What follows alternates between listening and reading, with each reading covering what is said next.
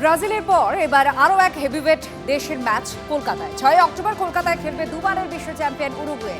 TV9 বাংলার কনক্লেভে ঘোষণা ক্রীড়ামন্ত্রী ইন্দ্রনীল খায়। কি সিচুয়েশন ছিল, সমস্যা কোথায় ছিল, আর সেই 100 দিনে কতটা আপনি সলভ করতে পেরেছেন, কতটা আশা জাগাতে পেরেছেন? আমি চাই যে আগামীকাল বা ইভেন এই মুহূর্তে সেটা বাস্তবে রূপায়িত হয়ে যায়, কিন্তু সেটা আমরা যেহেতু কেউ ম্যাজিশিয়ান নই, সেটা হবে না, কিন্তু সেই প্রক্রিয়াটা শুরু করে দিতে পারি।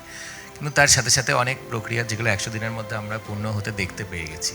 কারণ আমি যখন আসলাম, আমি প্রথম যখন ডিপার্টমেন্ট আমার দায়িত্ব গ্রহণের 100 দিন যদিও হয়নি, সরকারের 100 দিন হলেও আমার দায়িত্ব গ্রহণের আজকে 2 মাস হচ্ছে।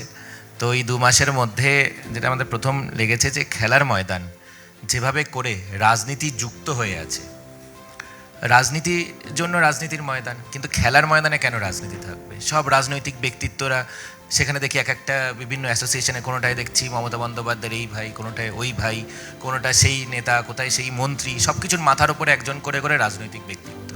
কিন্তু খেলার ময়দানে যদি আপনি খেলোয়াড়দের সামনে না রাখেন, তাহলে রাজনীতি হবে, এবং তার ফলে যেটা আমরা দেখেছি, খেলোয়াড়রা পিছিয়ে গেছে। এবং অনেক ছেলেমেয়েরা যারা স্বপ্ন দেখতো আগামী দিনে পশ্চিমবঙ্গে থেকে খেলোয়াড় হওয়ার স্বপ্ন দেখতো, তারা অনেকে পরিযায়ী হয়ে অন্য রাজ্যে চলে গেছে, এবং যারা অন্য রাজ্যে যেতে পারেনি বিভিন্ন পারিবারিক কারণে, তারা খেলোয়াড় হওয়ার স্বপ্ন পর্যন্ত বিসর্জন দিয়ে দিচ্ছে। আমাদের আজকের দিনে মার্কেটে সবচেয়ে বড় নিউজ হচ্ছে ভারত বনাম ব্রাজিল।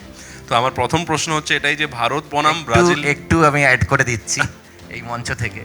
আপনি যখন বললেন সব থেকে বড় নিউজ হচ্ছে ইন্ডিয়া ভার্সেস ব্রাজিল, কিন্তু এই মঞ্চে যখন কথা বলছি আরেকটা নিউজ অ্যাড হয়ে গেছে, India versus Uruguay. Wow, great great, beautiful, একবার জোরে হাততালি হয়ে যায়। তো এই ভারত বনাম ব্রাজিলের ম্যাচের আইডিয়াটা প্রথম কি করে এলো, আর এটা, আর দ্বিতীয় প্রশ্ন হচ্ছে আমরা অরিজিনালি ওয়ার্ল্ড কাপে ভারত বনাম ব্রাজিল ম্যাচটা কবে দেখতে পাবো?